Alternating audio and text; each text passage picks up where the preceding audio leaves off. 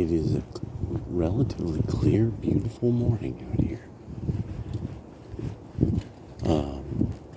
There was a really good post that I got to see before heading off. And it was that Emma Vigeland and Anna Kasparian are having some kind of, the Majority Report and the Young Turks are having a bit of a squabble in a way. And there was a defense, this back and forth is happening now. And Anna really nailed it. Anna did a great video that really, she defended herself, defended her views. And so now, this is something that I was kind of wondering, like, what would happen with it, how this would manifest.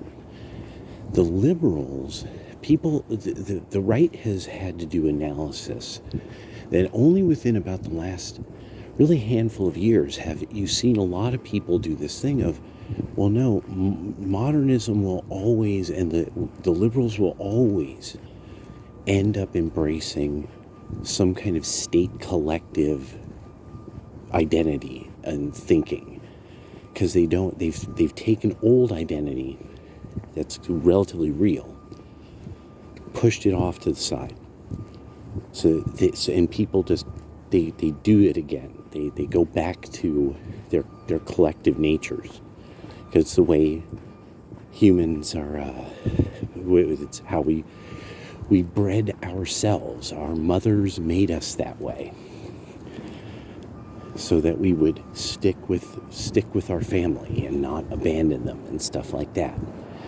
That's why the American moving around like crazy, and especially on the West Coast, where you find people who are these widely, from wide array of places, these transplants, that this is indicative of its own problem of modernism breaking the ties that bind. So what the right had started to find is they're like, no, this is naturally what happened. But with also this understanding of, so you all do understand the counter to that, like the counter position.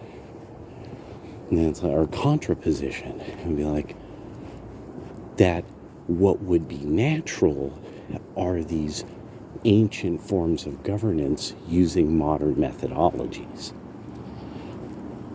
And that in some way, yeah.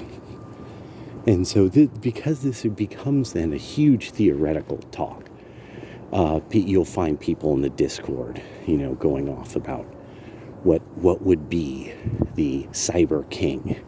What's cyber kingdom? And actually cyber kingdom, that would be kind of dope.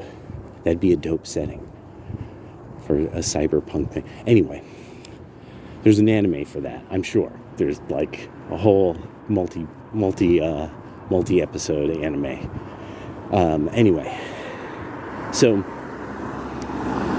Anna and Vigeland, in having this back and forth, one of the nice things is Anna had to really kind of point out how, yeah, the Majority Report are these wacky lefties, while the Young Turks have been forced to actually try to become old-fashioned liberals, so that they could argue things rationally and sensibly, and especially the big deal being that it's like, well, at some point we might be wrong, and the best thing to do is admit it, especially if we were fooled and we were deceived.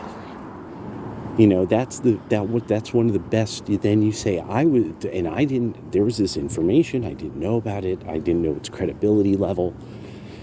I was wrong. I was even deceived. So with the Majority Report, it's so snide. They're just honorless. There's just no honor there. And because there's no honor whatsoever with the Majority Report bunch, you're starting to see now, yes, you see, this is, the left ends up finally bearing its fangs at some point. And you figure out, like, oh, these people have always been kind of the problem. Like the Hassans and the Vaushes they were the problem. They're going to remain to be this problem because, we could not have done it without characters like that messing things up for you. And there's just no way around that one.